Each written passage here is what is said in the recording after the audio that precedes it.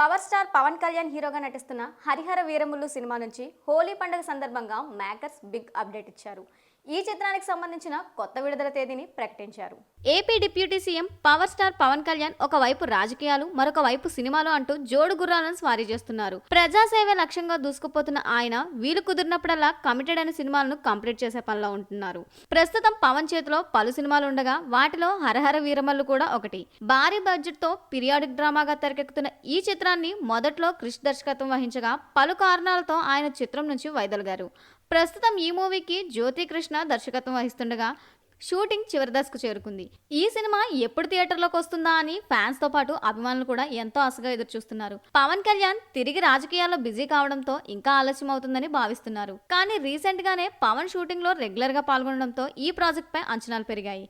ఇక హోలీ సందర్భంగా ఈ చిత్రానికి సంబంధించిన రిలీజ్ డేట్ ను కూడా నిర్మాతలు ఫైనల్ చేసి అనౌన్స్ చేశారు. ధర్మయుద్ధం మొదలైంది. హరిహర వీరములు 2025 మే 9న విడుదలవుతోంది. అటు పవన్ ఫ్యాన్స్ తో పాటు ఆడియన్స్ కు గుడ్ న్యూస్ చెప్పారు. ఈ చిత్రం మార్చి 29నే థియేటర్లోకి రావాల్సి ఉన్న పోస్ట్ ప్రొడక్షన్ పనులు ఇంకా కొనసాగుతున్నందున రిలీజ్ డేట్ ను కాస్త పోస్ట్ పోన్ చేశారు. తాజాగా మరో కొత్త రిలీజ్ డేట్ ను అనౌన్స్ చేశారు. మే 9న ప్రపంచవ్యాప్తంగా థియేటర్లోకి గ్రాండ్ గా విడుదల కాబోతున్నదని అధికారికంగా ప్రకటించారు.